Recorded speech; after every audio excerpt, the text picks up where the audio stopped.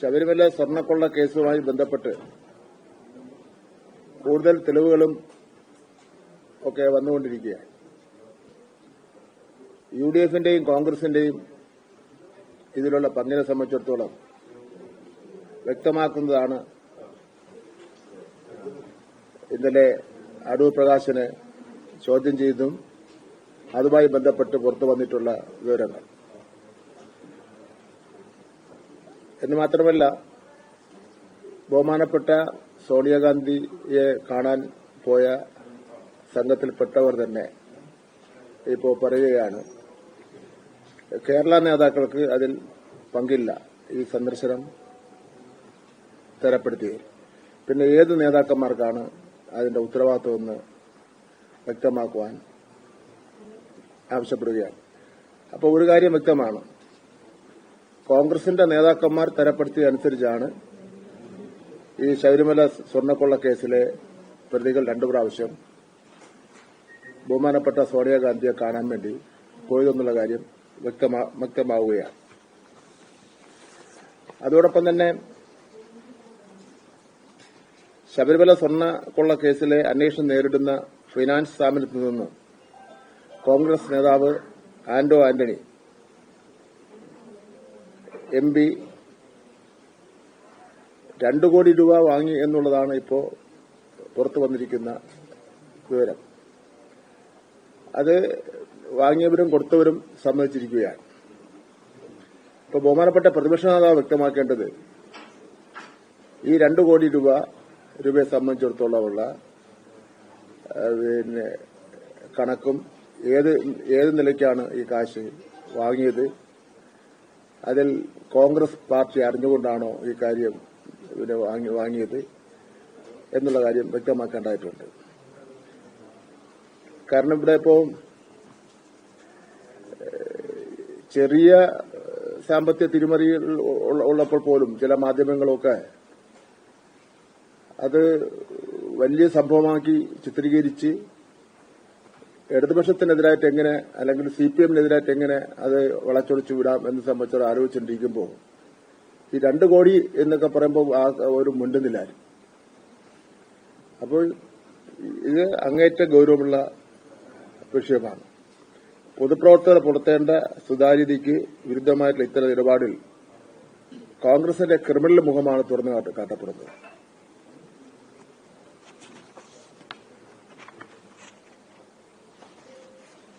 (2019) ലോക്സഭാ തെരഞ്ഞെടുപ്പിൽ പ്രചരണത്തിനായി NM രാജീവിൽ നിന്ന് 2 കോടി രൂപ വാങ്ങിയെന്ന് ഇപ്പോൾ പുറത്തു വന്നിരിക്കുകയാണ്. MP തന്നെ ഇത് ഭാഗികമായി സമ്മതിച്ചിട്ടുണ്ട്. ഈ പണം ഈ തെരഞ്ഞെടുപ്പ് പ്രവർത്തനത്തിന് പ്രതിപക്ഷ നേതാവ് അടക്കമുള്ള ആൾക്കാർ അത് ഉപയോഗിച്ചിട്ടുണ്ടോ ഇല്ലയോ എന്ന് സംബന്ധിച്ചിടത്തോളം വ്യക്തമാക്കണം. ഇത് ചെറിയ രൂപയൊന്നുമല്ല, വലിയ തുകയാണ് വാങ്ങിയിരിക്കുന്നത്.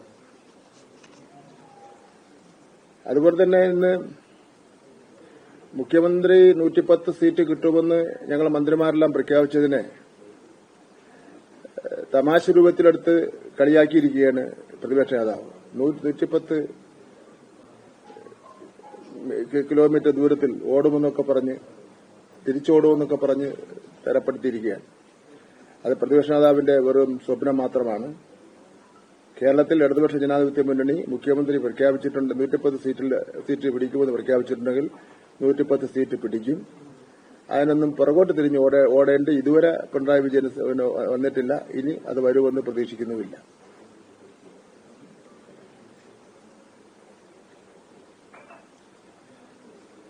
ഈ ശബരിമല സ്വർണ്ണക്കവർച്ചാ കേസിൽ കോൺഗ്രസ് നേതൃത്വത്തിന്റെ പങ്ക് ഓരോന്നായി പുറത്തു വന്നപ്പോൾ അതിൽ നിന്ന് ശ്രദ്ധ തിരിക്കാനാണ് AICC general secretary KC Venugopal മുഖ്യമന്ത്രിക്ക് സ്ഥലകാല ബോധം നഷ്ടപ്പെട്ടു എന്ന തരത്തിലുള്ള തരംതാണ പ്രസ്താവനയുമായി രംഗത്ത് വന്നിരിക്കുന്നത്.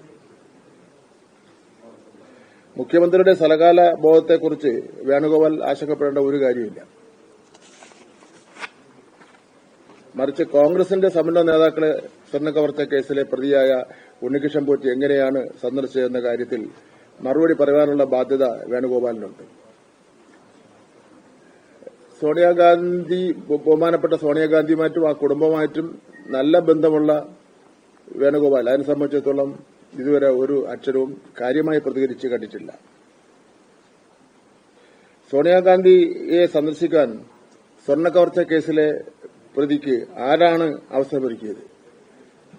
ഇപ്പൊ അദ്ദേഹം കേസിലെ പ്രതി പറയുന്നു കേരള നേതാക്കന്മാരില്ല എന്ന് ഒഴുക്കിൽ പറഞ്ഞു പോകുന്നുണ്ട്. AICC ജനറൽ സെക്രട്ടറി എന്ന നിലയിൽ KC വേണുഗോപാൽ അറിയാതെ ഇത്തരം കൂടിക്കാഴ്ചകൾ നടക്കുമോ?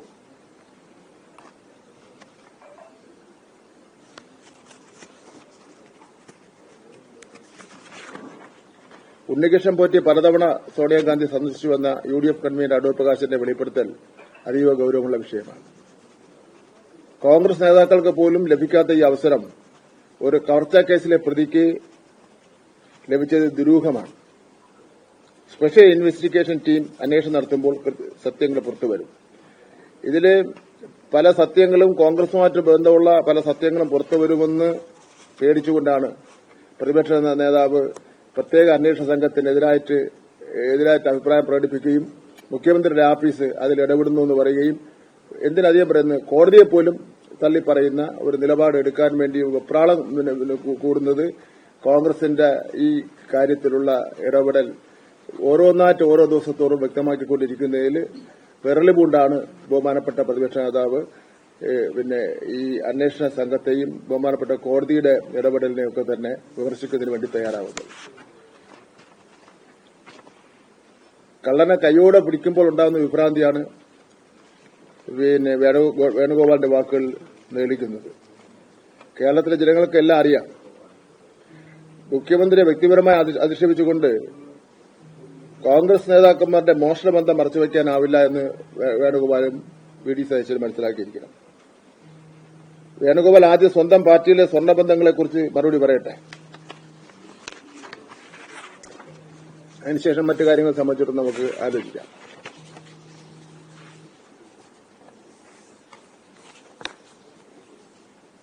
ഇതാണ് ഇന്നിപ്പോ ഉണ്ടായ കാര്യത്തിൽ പറയാനുള്ളത്.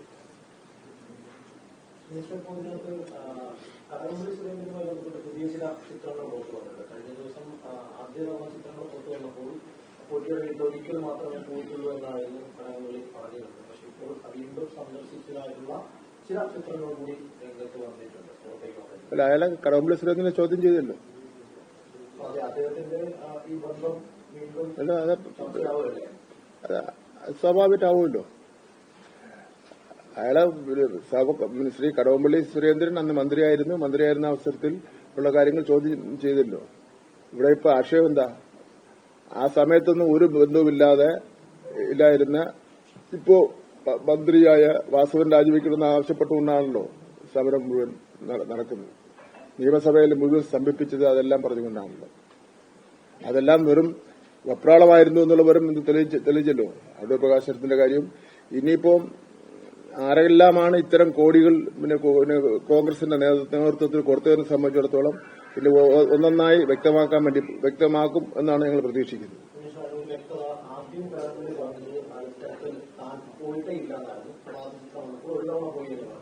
പിന്നീട് ഒരു തവണ മാത്രമേ പോയിട്ടുള്ളൂ എന്ന് പറയുന്നു. രണ്ടാമത് പോയ ചിത്രങ്ങളുണ്ട്. അപ്പൊ അദ്ദേഹം കടകംപള്ളി അത് പിന്നെ പ്രത്യേക അന്വേഷണ ടീം വ്യക്തത വരുത്തും. നമുക്കതല്ലേ പറയാൻ വേണ്ടി പറ്റുള്ളൂ.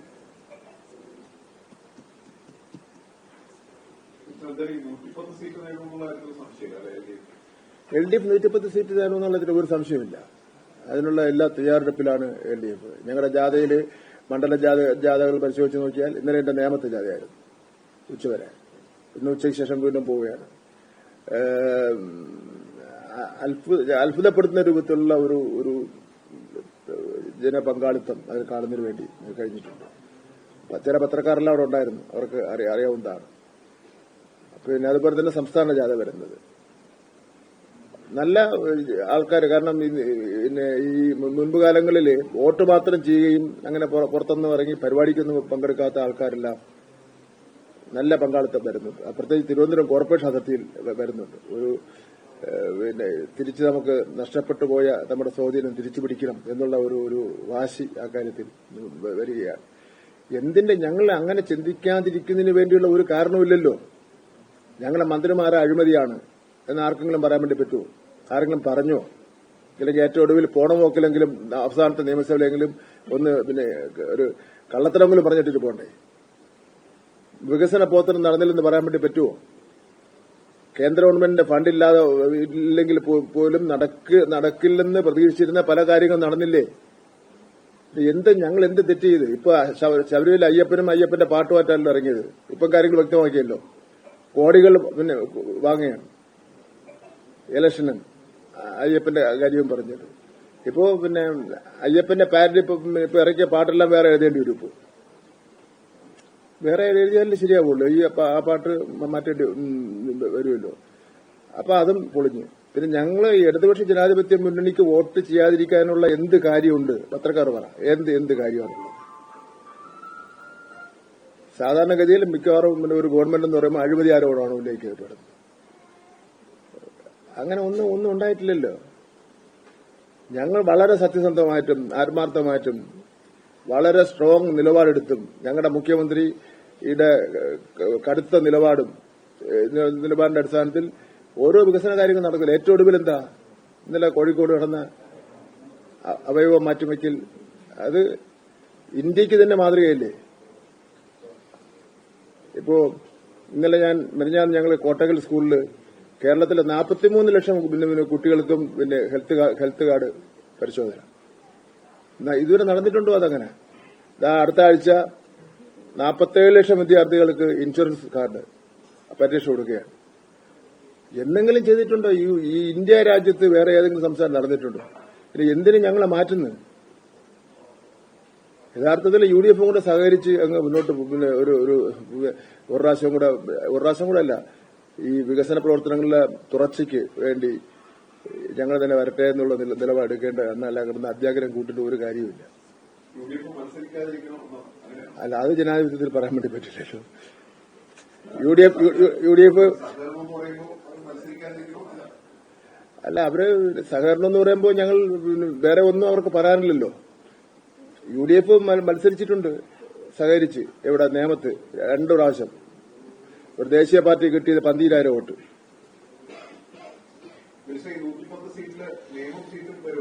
ഉറപ്പല്ലേ?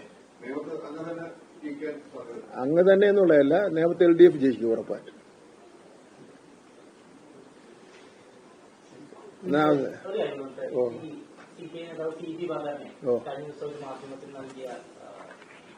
ഇന്റർവ്യൂവിൽ അദ്ദേഹം പറയുന്നത് മുഖ്യമന്ത്രി A ക്ലാസ് മീനുകൾ മാത്രം കഴിക്കുന്ന വ്യക്തിയാണെന്ന്. ചൂര കൊടുത്തിട്ട് കഴിച്ചില്ല, നെയ്മീൻ കൊടുത്തിട്ട് കഴിക്കുന്ന അദ്ദേഹം പറഞ്ഞു. നമ്മുടെ മത്സ്യം എന്തായാലും A ഗ്രേഡും B ഗ്രേഡും C ഗ്രേഡും ഒന്നും തിരിച്ചിട്ടില്ല. എല്ലാ മത്സ്യവും നമ്മളെല്ലാം അങ്ങനെയല്ലേ കഴിക്കുന്നത്. ചില ആൾക്കാർക്ക് ചില മത്സ്യം ഇഷ്ടമുണ്ടാവും, ചില ആൾക്കാർക്ക് ചില മത്സ്യങ്ങൾ ഇഷ്ടമുണ്ടാവില്ല. ചില ആൾക്കാർ ബീഫ് കഴിക്കും, ചില ആൾക്കാർ മട്ടൺ കഴിക്കും, ചില ആൾക്കാർ ചിക്കൻ കഴിക്കും, ചില ആൾക്കാർ പോത്തിറച്ചി കഴിക്കും. അത് ഓരോരുത്തരും ഇഷ്ടമാണ്. അത് വ്യക്തിപരമായ ഇഷ്ടത്തിന്റെയും ഭക്ഷണ രുചിയെ സംബന്ധിച്ചിടത്തോളം ചർച്ച ചെയ്യേണ്ട ഒരു കാര്യമില്ല.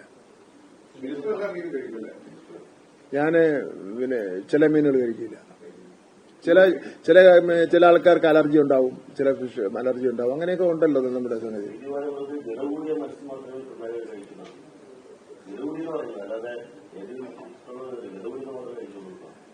അത് പിന്നെ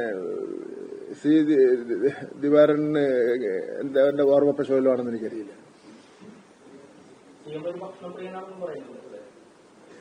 നമ്മളെല്ലാരും എനിക്കറിയില്ല. കക്ഷി വളരെ കുറച്ച് കഴിക്കൂടെ.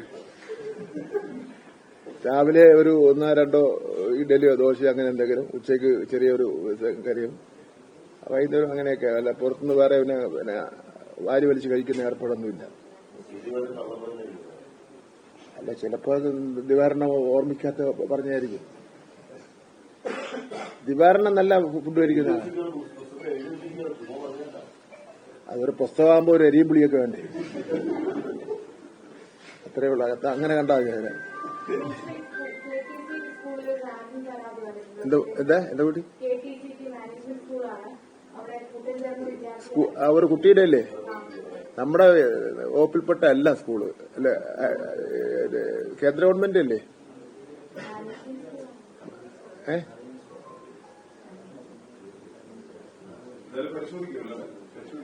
അല്ല അത് നമുക്ക് നോക്കാം എന്താണ് അങ്ങനെ റാഗിങ് മാത്രമല്ല ഈ ഒരു ചുരിദാർ കൊണ്ടുവന്നു കഴിഞ്ഞാൽ ഒരു ടീച്ചറെ കിട്ടിയില്ല അത് ഗൗരവമായിട്ട് നോക്കാൻ പറഞ്ഞു അങ്ങനെ ഒരു മാനേജ്മെന്റ് പെരുമാറാൻ വേണ്ടി പാടില്ല ആ ഒരു കുട്ടിയെ കാര്യമായിട്ട് മർദ്ദിച്ച ഒരു സംഭവം അല്ലേ ഞങ്ങൾ മനസ്സിലാക്കേണ്ടത് മാധ്യമങ്ങൾ മനസ്സിലാക്കേണ്ടത് ഇത് ഒരുപാട് അങ്ങനെ പടർന്നു പിടിച്ച് വരിക സ്കൂളുകൾ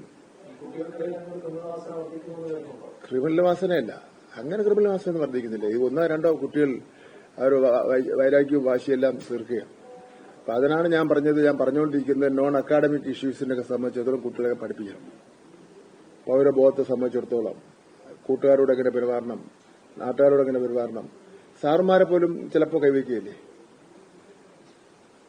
നമ്മളൊന്നും ചെയ്തിട്ടില്ലല്ലോ നമ്മളെല്ലാം ഒരുപാട് അടിയും നുള്ളും ചെവിയിൽ പിടിക്കും ചോക്ക് പീസ് വെച്ചുള്ളതൊക്കെ അത് കിട്ടിയിട്ടുണ്ടോ നമുക്ക്